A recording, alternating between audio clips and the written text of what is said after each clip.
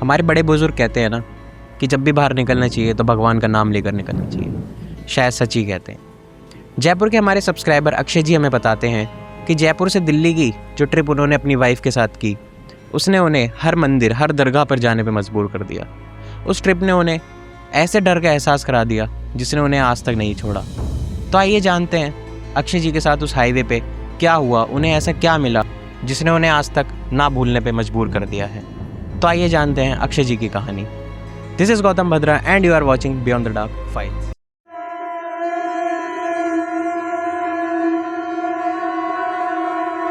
अक्षय जी एक फाइनेंस की कंपनी में काम करते थे। उनकी एक स्वीट सी फैमिली थी जिसमें उनकी वाइफ प्रेरणा, उनकी माता जी विमला जी रहती थी। अक्षय जी की नई नई शादी हुई थी अपनी वाइफ प्रेरणा के साथ। जैसे कि हर कपल नई नई शादी के बाद घूमने जाता है, वैसे उन्होंने अपनी वाइफ के साथ बहुत सारी ट्रिप करी, जैसे मनाली, कसौल और हिमाचल की। लेकिन उन्होंने एक ऐसी ट्रिप करी जिसने उन्हें डर का एहसास करा दिया। अक्षय जी की वाइफ प्रेरणा बहुत ही मॉडर्न लड़की थी, वो आज की लड़की थी। वो ना तो भूत प्रेत में मानती थी, ना वो इतना कल्चर फॉलो करती थी। लेकिन उनसे उलट उनकी सासू माँ थी, जो बहुत ही कल्चर और अपने एथिक्स पे चलने वाली औरत थी। वो अक्सर अपनी बहू को टोका करती थी कि बेटा बाल खुले करके और परफ्यूम लगा के बाहर नहीं जाते। लेकिन उनकी बहू उनकी एक भी नहीं सुनती थी, वो उनकी बातों को अनदेखा कर देती थी। अगर वो अपनी सासू माँ की बात सुन लेती तो शायद उनके साथ वो ना होता जिसने उन्हें आज तक नहीं छोड़ा। कुछ समय बीतता है और अक्षय जी की रिलेटिव्स में किसी की शादी आती है जिसके लिए उन्हें दिल्ली जाना होता है।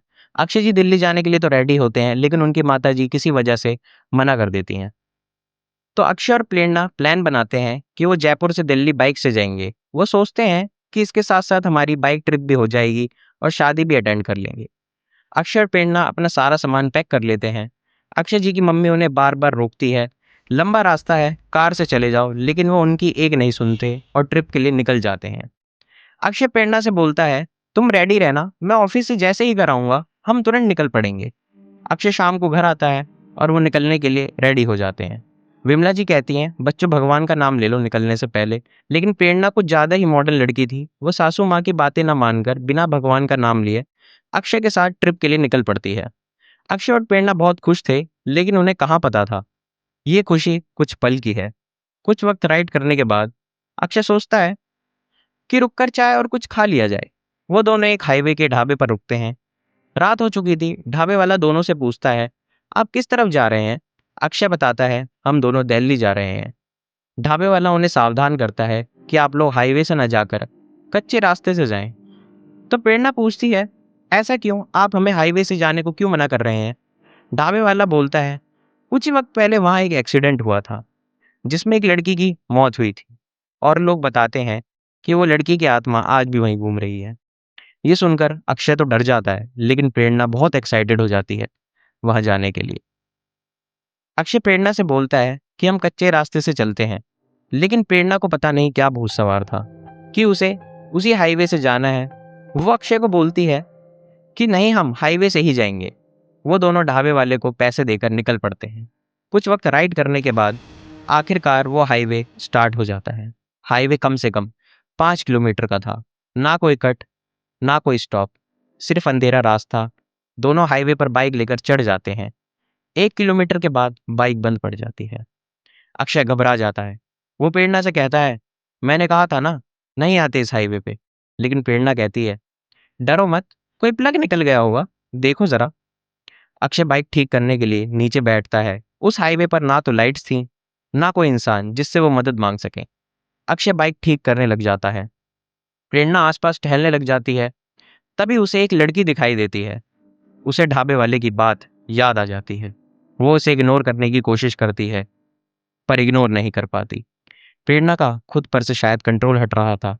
वो उस लड़की की तरफ खिंची जा रही थी, मानो वो उसके वश में आकर विवश हो गई हो। उसके पास जैसे ही प्रेरणा पहुंची, तभी उसके पीछे से अक्षय आ जाता है, लेकिन शायद अक्षय ने देर कर दी थी। अक्षय प्रेरणा से पूछता है, तुम इतनी दूर क्यों आ गई थी?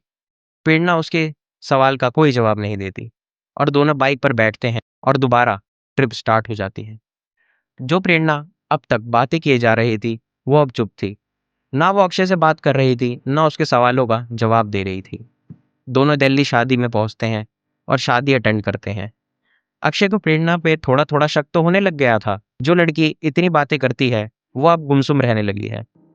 वो अक्षय से दूरियां बनाने लगी है। अक्षय बताते हैं कि शादी में एक तरफ वेज काउंटर था और एक तरफ नॉन वेज काउंटर था। प्रेरणा ने वेज काउंटर छोड़ के नॉन वेज काउंटर से खाना खाना शुरू कर दिया।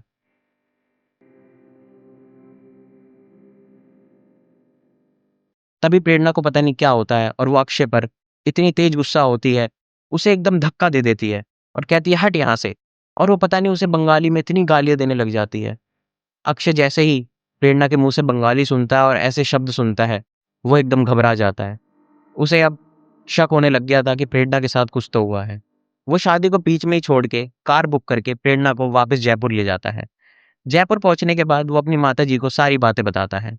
उसकी माताजी भी ये सब सुन के बहुत घबरा जाती हैं और वो प्रेरणा से पूछती हैं कि बेटा तुझे क्या हो गया है, तू ऐसी हरकतें क्यों कर रही है। प्रेरणा सासू माँ की भी इज्जत ना करते हुए उन पे इतना चीखती है, चिल्लाती है, उन्हें गालियां देने लग जाती है कि बुढ़िया तू भी इसकी तरह बोलने लगी है, चली जा यहाँ से और जाके मांस लेके आ, मुझे मांस खाना है। उसकी माताजी भी बहुत डर जाती हैं।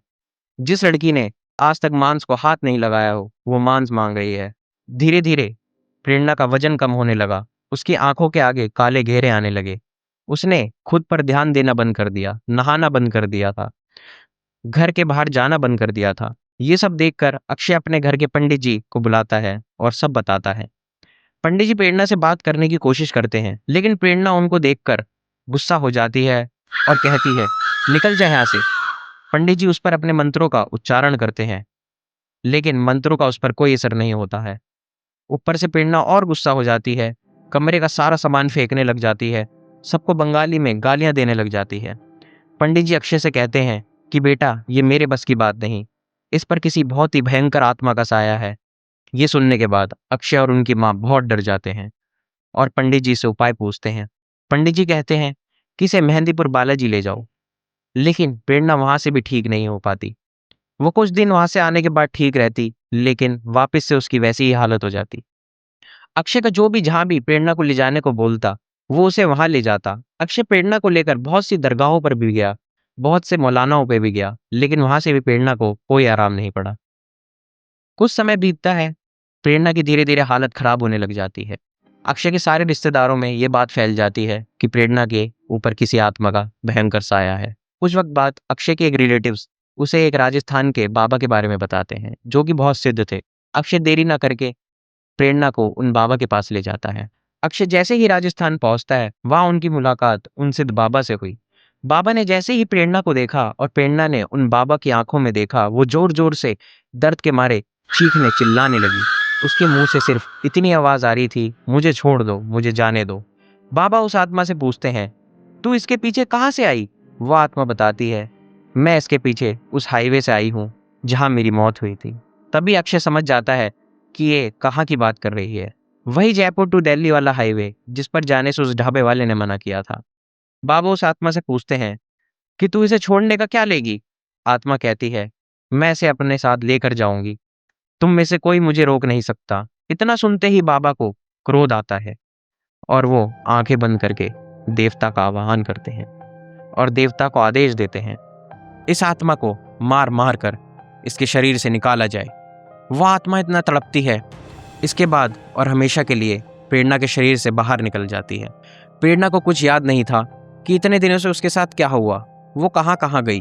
प्रेरणा अपनी सासू माँ से माफ़ी मांगती है और उनसे वादा करती है कि मैं हमेशा आपकी बात मानूंगी। तब से लेकर आज का वक्त है, प्रेरणा जी और अक्षय जी अपनी ज़िंदगी खुशी खुशी गुजार रहे हैं, लेकिन आज भी प्रेरणा जी को उनके सपने में वो आत्मा दिखाई देती है। शायद उनके दिल में वो डर आज भी बैठा हुआ है, उस डर ने उनका साथ आज तक नहीं छोड़ा। तो शायद हमारे बड़े बुजुर्ग हमें सही कहते हैं कि जब भी बाहर निकलो तो भगवान का नाम लेकर निकलो, क्योंकि ऐसी बलाएं, ऐसी एंटिटीज एक शरीर का इंतजार कर रही हैं। जैसे ही उन्हें कोई शरीर ऐसा दिखता है जो अंदर से कमजोर हो, बाल खुले हों और उसने सुगंध लगा रखी हो, वो उसकी तरफ अट्रैक्ट हो जाते हैं और उनके साथ चल देते हैं।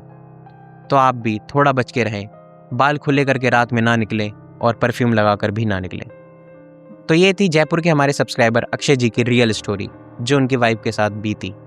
तो अगर आप भी चाहते हैं कि इस चैनल पे आपकी भी स्टोरी सुनाई जाए तो हमारे डिस्क्रिप्शन में ईमेल है, आप उस पर अपनी स्टोरीज हमें मेल कर सकते हैं। तो ऐसी स्टोरी सुनने के लिए हमारे चैनल को सब्सक्राइब करें। So keep watching beyond the dark files.